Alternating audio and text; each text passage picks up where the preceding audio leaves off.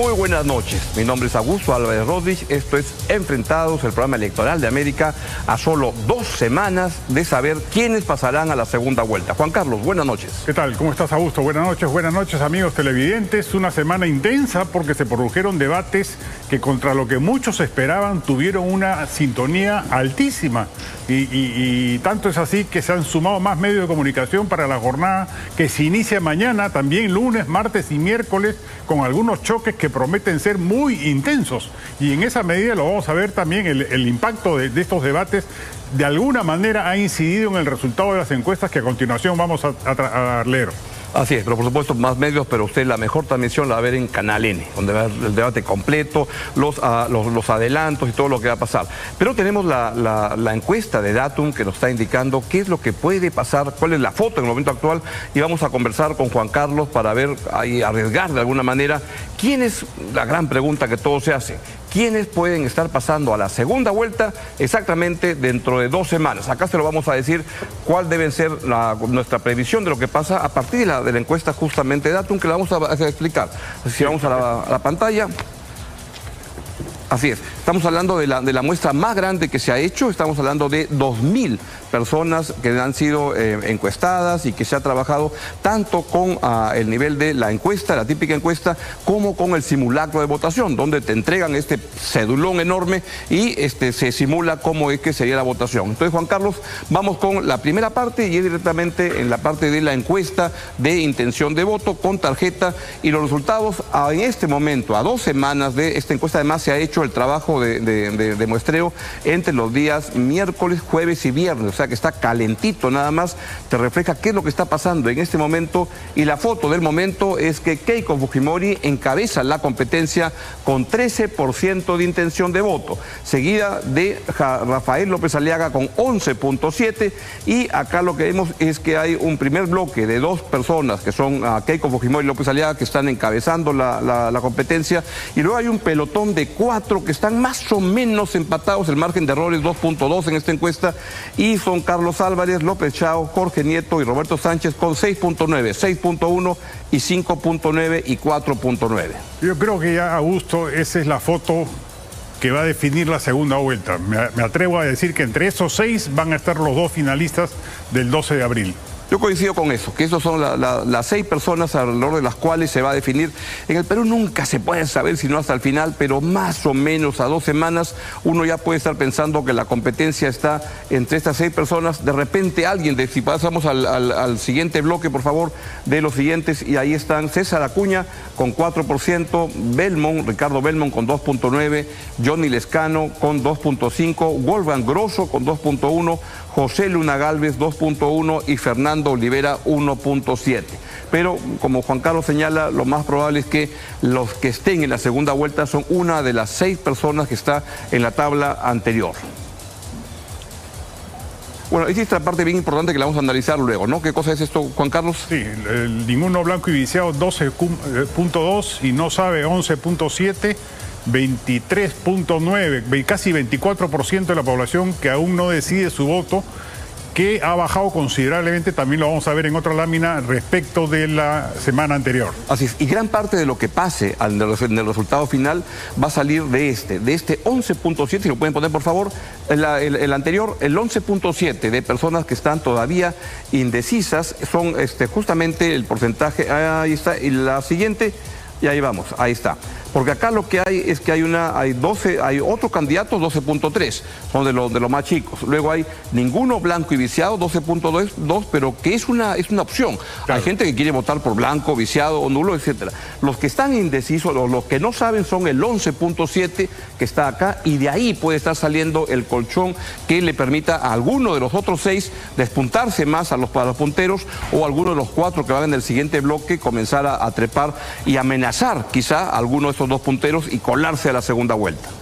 Sí, lo que hay que anotar además es que ha habido un mayor distanciamiento entre López Aliaga y Keiko Fujimori respecto de la semana anterior. Ahora por décimas, pero igual Keiko Fujimori viene creciendo sostenidamente desde enero. A diferencia poquito a poquito, ¿no? Sube un poco, pero va subiendo, pero lo vamos a ver en el siguiente cuadro. Pero aquí, Juan Carlos, ¿por qué no vemos lo que está pasando con la votación por regiones? Correcto. Ahí el dato interesante es que Keiko Fujimori sube mucho en Lima. Bueno, no mucho, de 14.4 a 16.5, 2 puntos. O sea, esto que está acá, ¿no es cierto? El 16.5 es un crecimiento en Lima y Callao de Keiko Fujimori, y López Aliaga cae de 19.1 a 17.4. O sea, aparentemente, obviamente no hay cómo saberlo, podría ser votos de otro lado, pero ha habido un trasvase de votos en Lima de Keiko Fujimori y Rafael López Aliaga. ¿No? Que acá pueden haber 2 puntos, que Keiko Fujimori ha crecido y 2 puntos que ha bajado López Aliaga, y que podría sospecharse, especular que han pasado de uno al otro. Y el otro dato importante, Augusto, es en el norte. Keiko Fujimori crece de 11.2 a 16.2. recuperando el norte fujimorista, que era tradicionalmente, históricamente de Fujimori.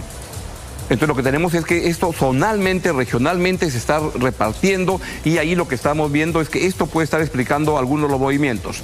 Y entonces, y la otra cosa interesante, Juan Carlos, si puedes explicarlo, es la diferencia en el voto rural. ¿Qué es lo que está pasando ahí? Sí, ahí básicamente la mayor fuerza la tiene Keiko Fujimori con 11,1, seguido de Roberto Sánchez con 10,5.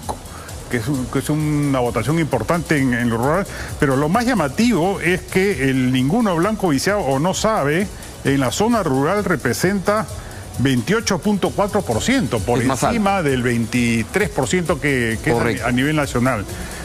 Y en el sur eso crece a 32.6%. Así es.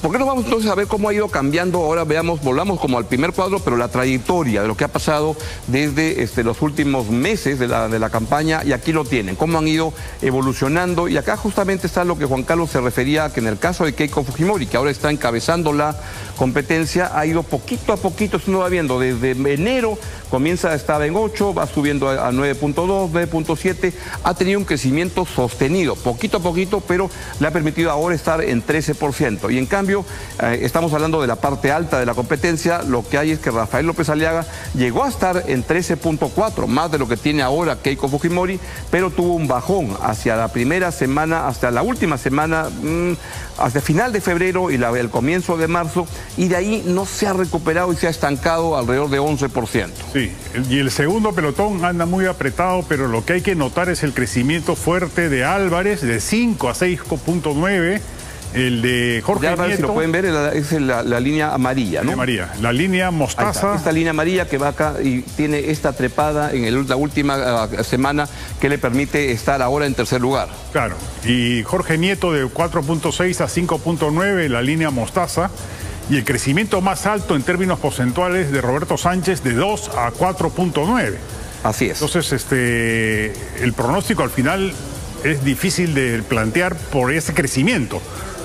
Arriba no se mueven, prácticamente están en empate técnico desde hace meses.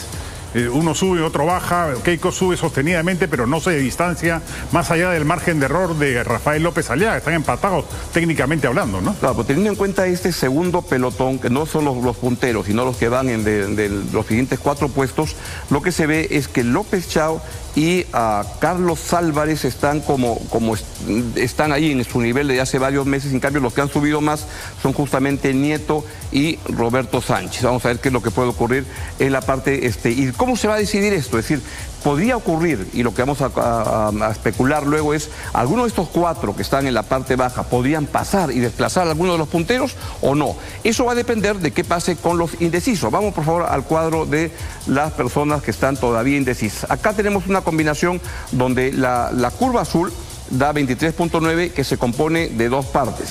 De los que están, lo que dicen no sabe, que es el punto verde, y los que dicen que ninguno blanco viciado, que es la roja. La suma de ambos te da el azul de 23.9. Claro, pero son categorías diferentes, ¿no es cierto? Cae bastante, ¿no? Cae bastante respecto de la semana anterior. Ya se empiezan a definir los términos de la elección. Todavía estamos en un nivel alto respecto de lo que es el resultado final, pero igual es una cifra que la próxima semana puede seguir trayendo más sorpresas, ¿no? Ahora, esa es una de las encuestas, pues se han hecho en simultáneo 2 encuestas y es bien importante tenerlo en cuenta con una cantidad de personas que se han encuestado y que se les ha entregado ahora con la segunda, la segunda parte del estudio ya no es la de intención de votos, no es un simulacro que simula cómo sería la votación, te entregan este papelote enorme y vamos a justamente el caso de la simulación de voto, el simulacro de voto, que es la que está apareciendo en este momento. Y los resultados son estos. Juan Carlos. Sí, Fuerza Popular 13.2, Renovación Popular 9.5, con lo cual estamos en un nivel de votación muy parecido, en el caso de Fuerza Popular, al de la encuesta general. O sea, 13.2, 13. O sea, casi no hay diferencia. El símbolo de Fuerza Popular quiere decir que se recuerda bien. Renovación Popular en la encuesta tenía 11,7, acá tiene 9.5. O sea, ahí le falta hacer un poquito más de campaña a López Aliaga respecto de su símbolo. País para Todos de Carlos Álvarez 6,3, ahí sí está un poquito más abajo. Juntos por el Perú 5.3, Buen Gobierno 4.9, creo que es el que más diferencia tiene. Ahora Nación 4.2, Alianza para el Progreso 3.9 y Cooperación Popular de Johnny Lescano 2,2. Claro, hay agrupaciones que todavía tienen que dar a conocer más su voto, su logo, para que la gente los pueda identificar.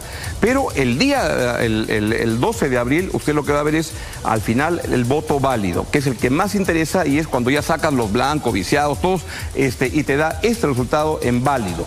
Es la votación neta, digamos. Y ahí te sale que Fuerza Popular, si esto ocurriera el día de la votación, Fuerza Popular tendría 18.5%, Renovación 13.3%, País para Todos 8.9%, Junto por el Perú 7.4%, Ahora Nación Buen Gobierno 6.8%, Ahora Nación 5.9%, Alianza para el Progreso 5.5% y Cooperación Popular de Johnny Lescano a 3.0. Eso sería lo que más se espera, pero entramos a 2 semanas y en las cuales todavía el partido continúa. Y vamos al siguiente cuadro, por favor. Ahí está. Claro, que es lo que decíamos, ¿no? Lo que decíamos, que la diferencia entre simulacro y encuesta lo que mide es la recordación del símbolo, porque en la cédula no aparece el nombre. Así es. Solamente aparece el símbolo y la foto. Y la foto aparece tan chiquita, la verdad, que el símbolo es el que predomina y en esa medida es lo que va a marcar finalmente el voto final que los electores vayan a hacer. Pero yo creo que entre esos 6 está la cosa por Bueno, definir. justamente lo que queremos es, para terminar esa parte del análisis y pasar a nuestros invitados del día de hoy, es especular de qué es lo que puede pasar el 12 de abril. Y ahí te invito a Juan Carlos a especular con eso. Y si podemos pasar por favor al cuadro de la trayectoria otra vez. Sí, mira, yo me atrevería a decir que yo veo... faltan 2 semanas, que es bastante aún, pero de todas maneras, por las tendencias, si se mantienen, yo diría que es Keiko Fujimori en la segunda vuelta contra alguno de los del segundo pelotón. Sobre todo Carlos Álvarez, Jorge Nieto o Roberto Sánchez. Mi especulación me lleva a pensar que las cosas están como que están muy encajadas y que lo más probable en este momento, por eso por supuesto puede cambiar, es que tengamos una segunda vuelta entre Keiko Fujimori y Rafael López Aliaga y que no se produzca ese sacudón que venga. Pero sin duda hay un 12% de gente que todavía no sabe por quién votar y que puede cambiar totalmente las cosas y hacer que no sean los que están arriba, sino que alguno de estos, o de repente otras personas que no están en esa tabla todavía, que pudieran subir, porque hay 12% todavía de gente que no sabe por quién votar y vamos a ver por dónde se va al final. Eso puede tener 2 maneras de desplazarse. Una primera es como ocurrió en el año 2016, cuando fue entre Pedro Pablo Kuczynski y Keiko Fujimori, donde este bolsón de los que no sabían se desplazaron de manera proporcional a los que iban punteros.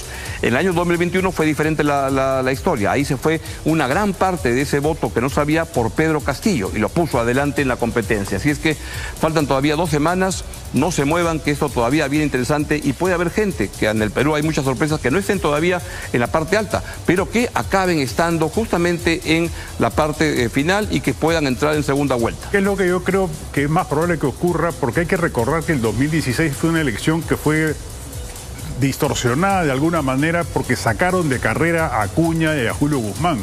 Y los votos de Acuña se fueron donde Keiko y los votos de Guzmán se fueron donde PPK. Puede ser, sí. Por eso es que ambos pasaron holgadamente a la segunda vuelta. Hoy eso no ha ocurrido, salvo en el caso de Acción Popular, que pudo haber tenido un rol protagónico en esta elección, pero al final, pues todos conocemos el trasiego que se produjo al interior del partido y lo sacó de la contienda. Pero en general, la posibilidad de que alguno de los de abajo crezca, si sigue la tendencia de crecimiento que están mostrando Álvarez, Nieto y Sánchez, en la siguiente semana podrían estar empatados con López Pero Aliaga. siento que en ese caso creo que van a salir más posiciones y, por ejemplo, el crecimiento que Roberto Sánchez tiene, mi modesta opinión me hace pensar que es un candidato con muchos problemas. Es alguien que es un camaleón, donde primero a la hora que tenía que distanciarse de Pedro Castillo en el día del golpe, lo hacía, y ese día salía a decir que no tenía nada que ver con el golpe y que eso era un golpe y que votó por eso, y luego cuando quiere se acomoda con él y se pone el sombrero y además tiene finalmente la figura del Congreso atrás, este Congreso que es una trituradora de reputaciones, y eso creo que le va a pasar la factura a Roberto Sánchez. Además tiene, como lo ha declarado Reyes Simón, le robó el partido a Reyes Simón, pero tiene demasiados anticuchos ahí en el camino que creo que le van a impedir poder crecer. Ojalá que lo afecte. Porque ese no es un candidato que no le veo mucho posibilidad de crecimiento, podría equivocarme, pero arrastra muchos problemas para poder seguir subiendo, y de repente por aquí puede estar los que puedan desafiar, o Carlos Álvarez, o Alfonso López Chao, o Jorge Nieto. Ojalá, porque para mí Roberto Sánchez es el peor candidato de la izquierda. De lejos. La mezcla de Castillo con Antauro es explosiva. Mira que es el peor candidato, no del peor candidato en Pero general. vamos justamente entonces ahora sí a poder... perdón, la ficha técnica. Ahí está. Si quieres yo la leo a gusto mientras te Por supuesto. Vamos con la ficha técnica, y esto es bien importante. Esta es la parte de las encuestas, porque son 2.000 encuestas, y esto es lo que permite, cuando tú amplías el número de personas que se encuestan, permite que el margen de error baje. Normalmente las encuestadoras tienen 2.8 puntos porcentuales de margen de error para arriba y para abajo. Acá se reduce justamente al margen de error a 2.2%, con un nivel de confianza de 95%. La encuesta, además, como les decía, se hizo entre miércoles, jueves y viernes, con lo cual es pan caliente, es lo que está pasando ahorita, y esto ocurrió con las encuestas. Y también está la ficha técnica del otro estudio, que es la del simulacro, y ahí otra vez tenemos 2.000 casos. Se hizo en simultáneo el miércoles, jueves y viernes, del 25 al 27, y el grupo objetivo, pues hombres y mujeres, 18 a 70 años, y el margen de error es 2.2%. Así es la cosa. Así estamos.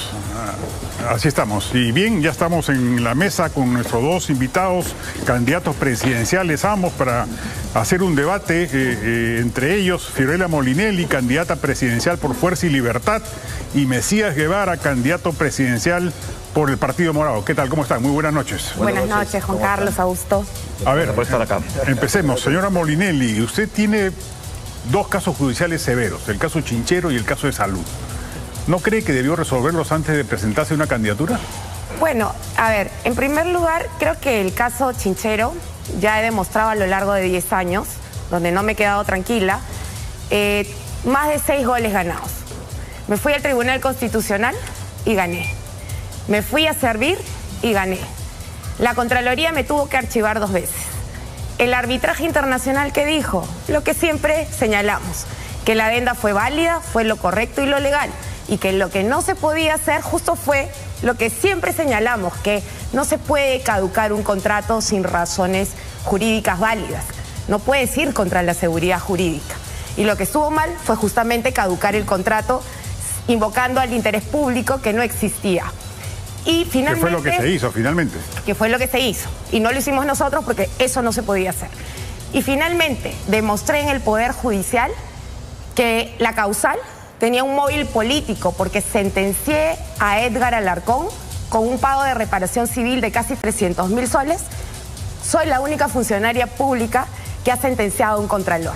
Entonces, lamentablemente lo que vemos es un caso ocioso, en donde pasa lo que vemos siempre en el Poder Judicial, que lo resuelve el último en la cadena, ¿no? Y se gastan recursos cuando la gente pues está muriendo en las calles por el sicariato, la extorsión, y eso no es justo. Pero algún día escribiremos nuestro libro. Y en el caso de Salud también entró la Contraloría, y la Contraloría determinó que no tengo responsabilidad civil, ni penal, ni administrativa. Se hizo una megacomisión y llegó a la misma conclusión. ¿Y qué pasó? Se demostró lo que vimos en pantallas todos los televidentes: a un cerrón paseándose por Salud, diciendo esto va a ser mi botín. Y después, ¿qué va pasado? 10 presidentes que tomaron la salud por asalto. Primero fue Cerrón y luego, ¿quién fue? Dina y todos sus socios. Bueno, queríamos plantear una pregunta inicial a cada uno de ustedes y luego vamos a permitir un debate, que es el motivo por lo cual los convocamos a los dos. Mesías, en su caso, lo que quisiera plantearle es que usted ha sido presidente de Acción Popular durante casi una década y también ha sido gobernador regional en Cajamarca, y en ambos casos uno encuentra una persona que no tiene escándalos, pero que sí quisiera plantearle a Acción Popular pues en una década, y lo que quedó es un partido con los niños por todos lados. Es un desastre de partido, por razón por la cual usted se fue. Y en Cajamarca tenemos una región tan rica, con tantas oportunidades y con un nivel de pobreza que permanece. ¿No hay una sensación de que es alguien que bien intencionado, pero que en los resultados no hay mucha evidencia? Gracias por la pregunta, Augusto. Juan Carlos, buenas noches. Buenas noches. ¿Y ese corte que te... No, mira, en relación... ¿Cuál corte? No sé. En relación al tema de Acción Popular, yo le recuerdo a todos, que yo salí de Acción Popular ya hace el 23 de noviembre de 2023. Es decir, ya cerca de 3 años, y por lo tanto el partido ha hecho implosión después que yo me he ido. Lo cual demuestra que sin lugar estaban los niños en el Parlamento desde 2021. Sí, entraron los niños en 2021, pero recuerda que en Acción Popular hay toda una institución que se llama el Comité Electoral, y además en Acción Popular se eligen los candidatos a través de un militante y un voto.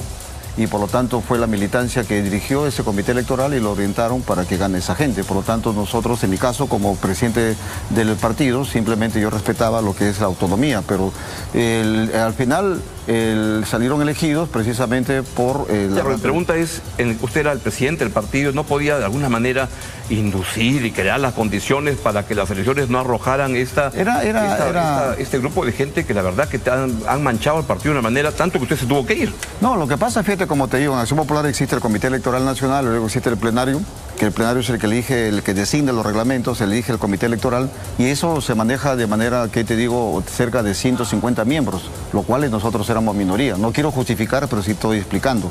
En ese sentido, nuestro caso era, en mi caso, de manera particular, no podríamos tener ese tema. Teníamos 5 de 130 en contra. Un punto. ¿Y Cajamarca qué ha pasado? En Cajamarca... Es una de las regiones más pobres del Perú, un nivel de pobreza enorme, un nivel de riqueza estupenda. ¿Por qué hay esta falta de armonía entre la riqueza de la región y su progreso? Fíjate que Cajamarca y todo el cinturón andino hay que evaluarlo de manera muy particular, con cirugía. ¿Por qué? Porque en Cajamarca, por ejemplo, yo me animo, y así lo hice, que no hay pobreza, lo que hay es informalidad. Ahora, ¿qué resulta? Por ejemplo, Cajamarca, si tú analizas bien, es una de las regiones con menos anemia del Perú. Ojo, es una de las regiones con menos anemia. Entonces ahí hay que ver cómo se está observando o midiendo el tema de la pobreza. Ahora, nosotros como gobierno regional, fíjate que hemos hecho las labores que nos competen, tanto impulsar lo que es el tema de agua, el tema de salud, el tema de lo que es mejorar la economía, porque nosotros a Cajamarca la encontramos en el puesto 24 y la pasamos al puesto 19. Nos mejoramos la agricultura, pagamos, por ejemplo, la deuda social, promoviendo la inversión pública y privada, pero es un tema estructural, donde los que manejan el tema de la pobreza a nivel nacional es el Ministerio de Inclusión Social, y eso los gobernadores o los alcaldes solamente colaboran. Ahora, ¿cómo se mide el tema de todos los indicadores? El distrital alimenta al provincial, el provincial al regional, el regional al nacional. Por eso, ahí yo creo que deberíamos hacer un análisis más exhaustivo de manera quirúrgica, diferenciando lo que es la pobreza con la informalidad. Está clara su explicación. Señora Molinelli, señor Mesías Guevara, ambos son partidos de centro. Si este fuese el debate, usted, señora Molinelli, ¿por qué no estaría de acuerdo con el señor Mesías Guevara? ¿Por qué no votaría por él? Bueno, nosotros somos un partido centro liberal, centro derecha, pero además yo creo que las opciones democráticas hoy en día, después del hartazgo político, vienen bien. Yo siempre he señalado que hay que construir los por estos sí. Y creo que en nuestro caso hemos hecho un esfuerzo de no quedarnos... Los que están ganando son los por estos no. Pero todavía quedan 15 días. Yo hoy día he puesto un video en mis redes sociales de una encuesta que he hecho en esta semana en los mercados, libre, donde quien gana son los indecisos. Y ese debería tener el primer puesto en las encuestas, ¿no? En el ranking debería estar en ese orden, indecisos. Ahora bien, ¿por qué los indecisos tendrían que votar por Fiorella Molinelli y no por Mesías Guevara? Primero porque tengo 25 años. Y el señor Guevara también. Sirviendo a mi país. Conozco el Estado desde adentro. Soy una gestora pública. He desarrollado, impulsado puertos, carreteras, aeropuertos, hospitales. He sido la primera Autoridad Nacional de Protección al Consumidor. Implementé el libro de reclamaciones. Hemos trabajado en situaciones muy difíciles en el Perú durante la pandemia, el niño costero. Hemos demostrado experiencia, coraje y mucha vocación de servicio. Desde mi perspectiva, quedarme pidiendo que el Perú mejore desde mi ventana no era lo adecuado. En conclusión, ¿podría votar por el Partido Morado? Voy a votar obviamente por nuestra opción, porque para eso estamos acá, pero felicito las opciones democráticas que se puedan presentar. Saque una línea, ¿cuál es la diferencia entre ambos? Creo que cada uno tiene sus propuestas. Yo tengo mis propuestas concretas. Yo apuesto por la salud, apuesto por la educación, apuesto por la seguridad ciudadana y el empleo. La salud es mi fuerte, ahí he trabajado muchísimo y creo que sin salud no hay trabajo, no hay educación, ni nada que pueda venir en adelante. Para que no se deje papear el señor Mesías Guevara, ¿cuáles son sus recursos para de ese 12%, ese indeciso, que es un bolsón bien importante y que puede cambiar la historia? ¿Cómo lo piensa aprovechar para llevárselo para usted? Mira, nosotros venimos recorriendo a nivel nacional, predicando nuestras propuestas que están en el plan de gobierno, que dicho sea de paso ha sido bien evaluado, y nosotros ahora estamos haciendo un mensaje como mensajeros. Y ahí hay que seguir así, participando en este tipo de entrevistas, participando en los debates y también haciendo llegar nuestras propuestas, utilizando las redes sociales. Y en ese sentido vamos a seguir convenciendo, dialogando con nuestros electores. Nosotros, sí soy honesto, en la que no tenemos, que te digo, los recursos que tienen los otros, pero vamos a seguir haciendo el esfuerzo, caminando. Pues ayer hemos estado en Lamas, hemos estado en Tarapoto. ¿Usted se considera de centro derecha como Fiorella Molinelli?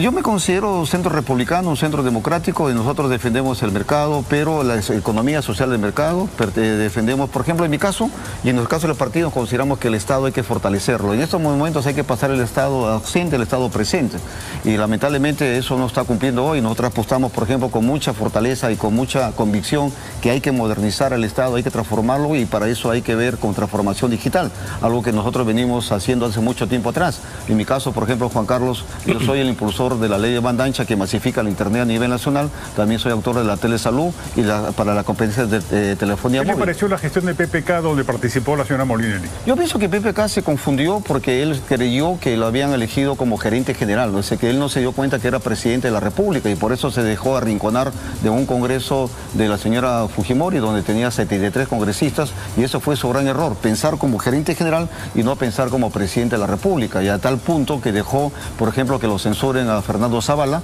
y también que censuren luego a Jaime Saavedra, los cuales eran brillantes ministros. Yo creo que eso fue la falta de convicción de ser presidente de la República. ¿Pero le comparte ese enfoque que tiene Mesías sobre el gobierno en el cual usted participó de Pablo Kuczynski? Yo creo que nadie se imaginó que la crisis política iba a detonar en el 2016 con un fujimorismo que se dedicó a hostigar a los que entrábamos. Yo venía de 18 años trabajando en la parte técnica, quise entrar a la parte política y nunca me imaginé enfrentarme a 73 congresistas que todo el día nos llevaban al Congreso, no nos dejaban trabajar.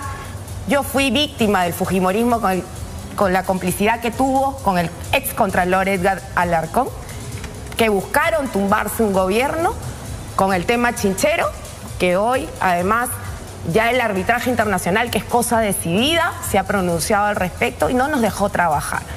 Eso sigue hasta el día de hoy. Son 10 años de crisis política que nos sigue regalando el fujimorismo, y con eso tenemos que terminar. Ahora, la encuesta no los coloca ninguno en posición expectante, pero hay que reconocer que la encuesta no mide la participación suya en el debate, sino que mide a partir del miércoles, o sea que no lo incluyen en el debate. ¿Cree usted que puede haber sido influyente? Mira, tu observación es válida. En primer lugar, creo que los tres coincidimos, incluso Fiorella también seguramente, que la encuesta son herramientas fundamentales para hacer la investigación de mercado y para tomar decisiones, pero lo que a veces se escuadra es el timing, el tiempo, y por otro lado también la interpretación, la lectura. En este caso coincido contigo. contigo, porque yo participé en el debate del día 25, el miércoles 25, entonces los efectos colaterales, digamos, las secuencias... Ya, pero la encuesta se ha hecho miércoles, jueves y viernes. Correcto. O si lo así, o sea que... su performance del miércoles sí la ha agarrado la encuesta del día jueves y viernes. Pero para entender, y una pregunta que creo que Juan Carlos le hizo que es importante es, en el espectro funciona bien la etiqueta de Partido Republicano, pero para facilitar el entendimiento, ustedes están más a la derecha o más a la izquierda que el partido de Fiorella Molinelli que se llama, acá lo tengo, Fuerza y Libertad. Nosotros demos un grado de libertad hacia la centro-izquierda y un grado de libertad hacia la derecha. Por eso abarcamos ese espectro. Porque nosotros defendemos, que te digo, por ejemplo, la economía social de mercado. ¿Es un cambio con respecto al Partido Morado anterior? Digamos, que no, es un partido... Es el mismo. ¿Sigue siendo un partido más caviar, menos caviar que antes? ¿Dónde lo ubica? Nosotros ahora, por ejemplo, yo represento, y lo digo públicamente donde voy, yo represento al nuevo Partido Morado. Por eso, ¿en qué se diferencia este nuevo partido del anterior?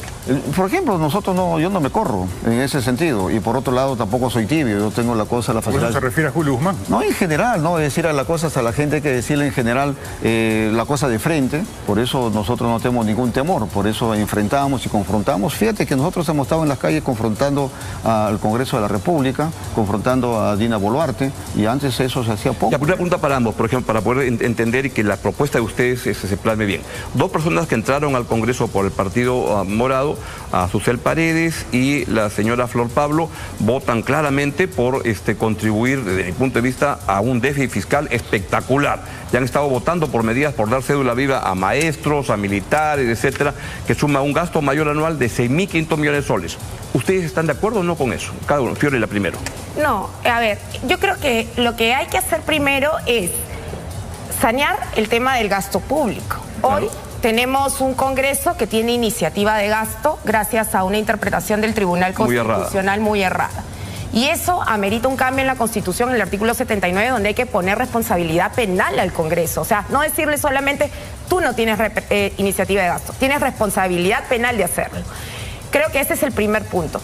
Yo te puedo poner un ejemplo desde mi experiencia en el tema CAS. Pero en este caso, ¿habrían votado, en el caso de esas dos propuestas que han salido del Congreso, habría votado, o su partido, si estuviera en el poder, habría observado esa norma? Yo creo que los trabajadores se merecen el reconocimiento de sus derechos. Claro que sí. Y hay que hacerlo, pero también hay que desgrasar al Estado en simultáneo. No planillas doradas, no consultorías, reducir el Congreso a la mitad, reducir el tamaño pero no quiere del decir Estado que no, habría votado en contra de esas normas para no pelearse con los votos que venían de la Fuerza Armada o los maestros. Yo creo que hay que hacerlo, pero en paralelo, sacar medidas de recorte de gasto. O sea, tú anuncias digamos, una medida como la que se ha anunciado, pero junto con un recorte de gastos radical, donde ese dinero que ahorra el Estado va directamente a reconocer los beneficios. Mesías Guevara, en ese tema. Nosotros lo primero que vamos a hacer es decirle al Tribunal Constitucional que en primer lugar restituya lo que significa lo que antes era que los congresistas no tengan iniciativa de gasto.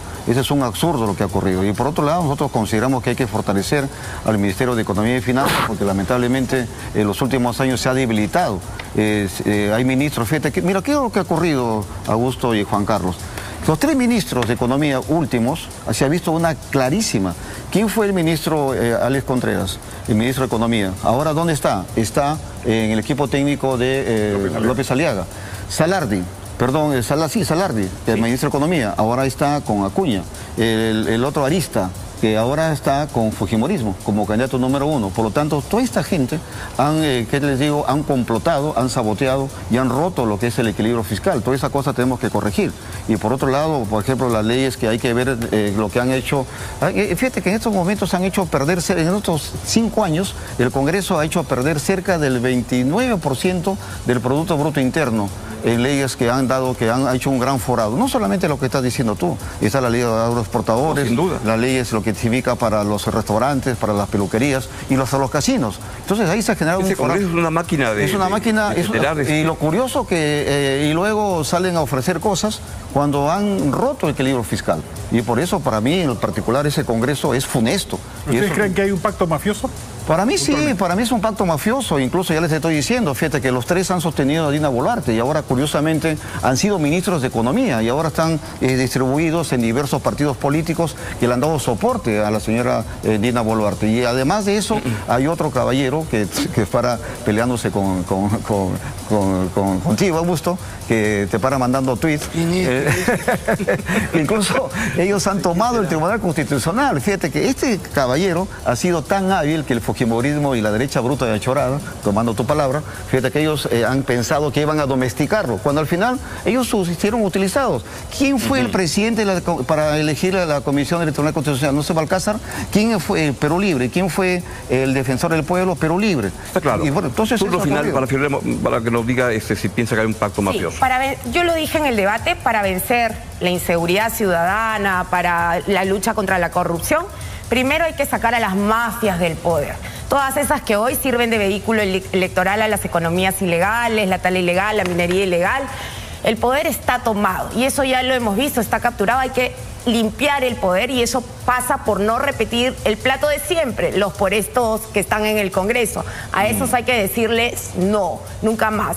Pero esto no es un tema para mí de ideologías, este es un tema de un Estado que nos ha estorbado durante años, donde no ha habido gestión, donde ha habido mucha improvisación, donde no han habido reglas claras de indicadores de gestión, de resultados, de transparencia para la gente. Entonces, perfecto, Fiorella.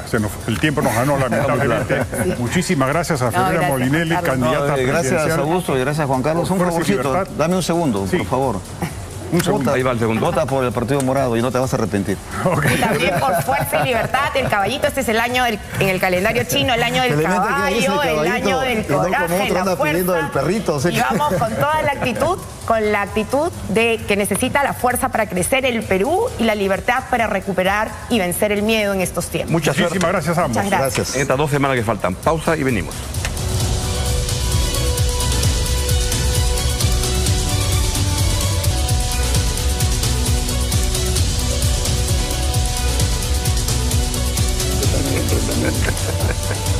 Muy bien, continuamos con Enfrentados aquí en América Televisión y esta vez vamos a pasar al debate parlamentario que ojalá promete por lo menos ser intenso entre Patricia Juárez, candidata al Senado Nacional con el número 4 de Fuerza Popular, y José Luis Delgado, candidato al Senado Nacional también con el número 4 pero del Partido Aprista. ¿Qué tal? ¿Cómo están? Muy buenas noches. Buenas noches.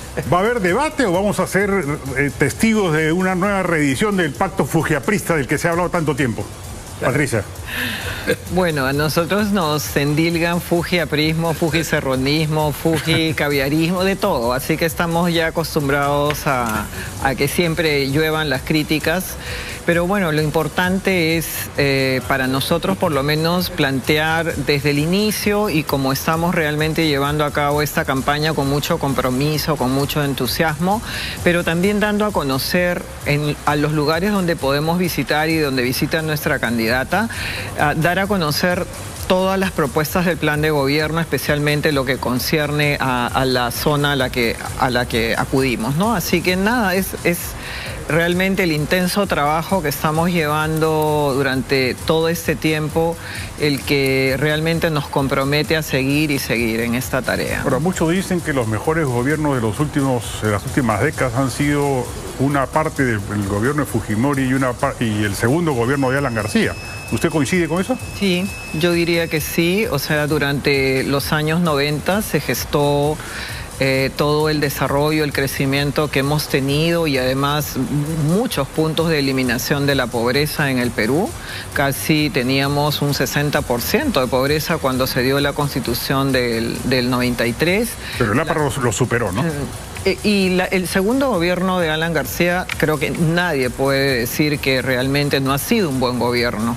Entonces, cuando nosotros decimos durante los últimos 26 años no ha habido gobiernos importantes que hayan realmente pasado a la segunda etapa de lo que significó las reformas que hizo Alberto Fujimori, en realidad siempre decimos con la excepción del gobierno de Alan García, porque en realidad fue muy bueno en cuanto a las cifras. El gobierno del PPK prometía eso en alianza con el fujimorismo y hay que reconocer que ustedes sabotearon ese gobierno, ¿no? Bueno, en realidad no es sabotear el gobierno de PPK. Recordemos también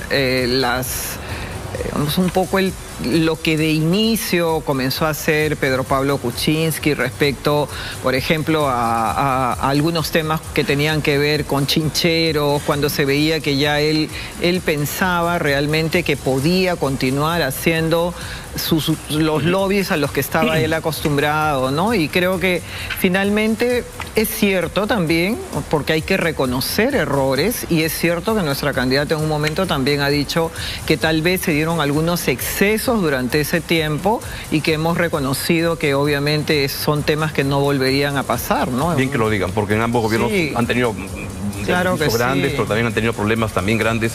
Y entonces, Pepe Lucho, ¿esta campaña del APRA en qué momento los agarra? ¿Cuál es el mensaje que lanzan? Mira, yo veo y que lleva a votar, desde tu punto de vista, por el APRA y no por Fuerza Popular. Ya, yo veo, por ejemplo, el gobierno de Alan García bajó 20 puntos la pobreza, de 48 que nos tocó hasta 27.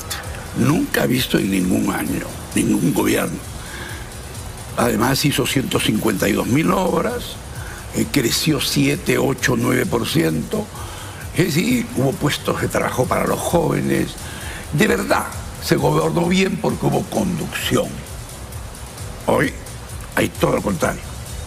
No sé, la situación económica del país es muy buena.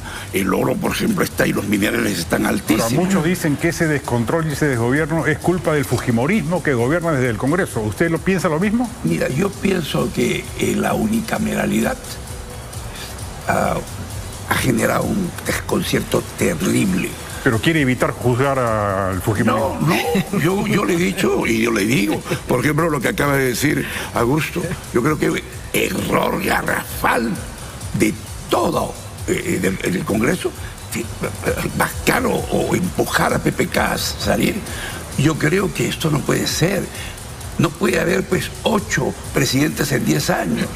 Esto es están atentando contra, es decir, el país. Tremendo. Entonces, ¿qué es lo que tenemos que hacer? Este Senado que viene en el 2026 tiene que ser de entendimiento.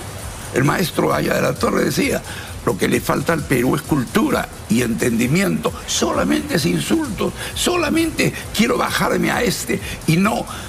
Definitivamente tenemos que pensar en el país. Está claro el punto de vista ahí.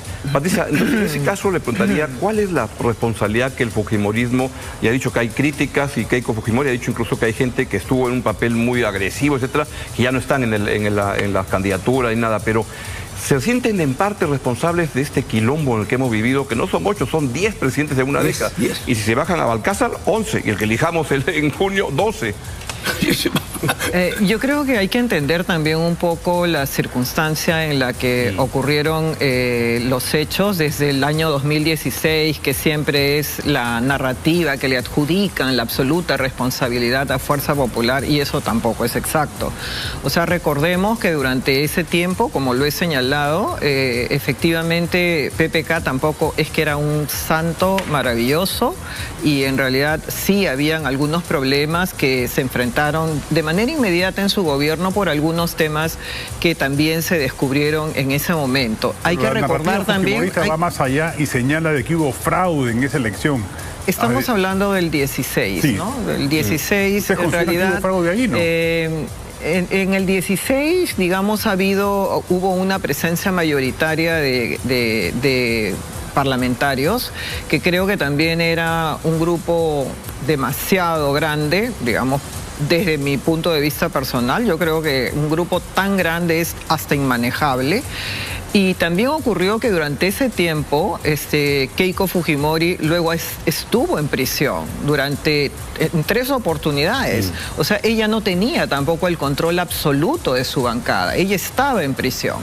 Entonces hay hechos que se adjudican que tampoco realmente son absolutamente reales. Nosotros no hemos sido absolutamente responsables, por ejemplo, de la designación de Pedro Castillo. O sea, nosotros no somos responsables responsables de la sucesión constitucional de Dina Boluarte. O sea, nosotros hemos respetado la sucesión constitucional porque eso es lo que corresponde sin que hayamos votado por ella. Adelanto de elecciones, la propia Dina Boluarte lo dijo, pero las bancadas aprobaron eso, pero luego se tiraron para atrás. Nosotros, Fuerza Popular, fue la bancada que con Nano Guerra García al frente, como presidente de la Comisión de Constitución, planteó en 2 oportunidades el adelanto de elecciones y fuimos la única bancada que votó a favor. Ninguna bancada votó a favor del adelanto de elecciones, salvo algunas excepciones. Entonces, quisimos solucionar el problema cuando ocurrió la vacancia de Pedro Castillo. Sí, Fuerza Popular quiso el adelanto de elecciones y eso no ocurrió. No somos responsables de la vacancia de Dina Boluarte, de la sucesión de Dina Boluarte, ni de la elección ni de la censura del señor Gerí. Entonces, el señalar que desde el 2016 hasta la fecha hemos hecho realmente un desastre del país tampoco es exacto. ¿Les parece si vamos a una breve pausa y venimos justamente para que nos digan en qué es diferente el APRA 2026 y el Fujimorismo 2026, comenzando con Pepe Lucho? Breve pausa y venimos.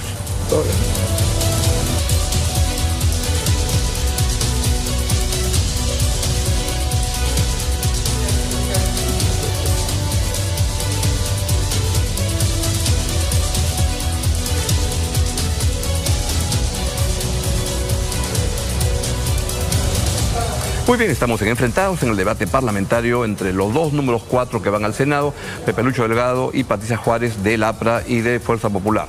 El turno de Pepe Lucho Delgado para que nos diga en qué es diferente el APRA 2026 del APRA del pasado. Primero, lo que te quiero decir no diferencia mucho. El Senado de la República ha sido personajes importantísimos que ha tenido Luis Alberto Sánchez, Ramiro Peñalé, ¿no? Así que, y el Senado... Ya, yo me refiero a las ideas, al tiempo. Claro, todo partido se ajusta a los tiempos de cómo van cambiando. Lo que ocurre es lo siguiente. Nosotros tenemos que hacer un Senado, efectivamente, que estabilice el país. El país está completamente a la deriva. Y el Senado es determinante, sobre todo ahora que va a tener que impedir muchas veces... leyes populistas que generan un forado de las arcas del país. Van claramente en esa línea y ese es un mensaje claro del APRA. Fuerza Popular, ¿en qué es diferente ahora de Fuerza Popular de antes? ¿Qué ha cambiado? Yo creo que definitivamente una mayor madurez, ¿no? O sea, creo que hay una experiencia que finalmente nos da una mayor estabilidad, una mayor tranquilidad para resolver los temas, un debate más intenso antes de tomar decisiones. Creo que en este momento estamos en un buen momento como organización política. Hemos sumado a muchos jóvenes con la Escuela Naranja. Es un partido que ha crecido y que ha madurado y que por supuesto ha reflexionado. Y también hemos reconocido errores que se han cometido, ¿no? Ahora, crítica a ambos. Fuerza Popular con mayoría en el Congreso no hizo ninguna reforma importante. Alan García, a pesar de sus exitosos segundo gobierno, no hizo ninguna reforma estructural de segunda generación de las que correspondía hacer después de la década de los 90. ¿Me aceptan la crítica? Pero te digo lo siguiente. Bajar la pobreza. No, claro, pero eso no es una reforma. Es que ocurre lo siguiente. Primero es lo primero y después viene lo segundo. Definitivamente. Primero había que bajar la pobreza. Había que hacer lo que se hizo. Esas 152.000 obras eran fundamentales. Hospitales, 47 hospitales. Yo que recorro el Perú veo, ¿qué hospitales? Por amor de Dios. Entonces, 3.500.000 personas tuvieron luz y agua. ¿Qué gobierno ha hecho eso? El tren eléctrico que utilizan ahora 700.000 personas. Claro, pero era la hora de las reformas. Perdón, de la reforma de la salud pública, de la educación pública, la reforma del Estado. Primero tú tienes que darle de comer. Gobernar es nutrir, mi querido amigo.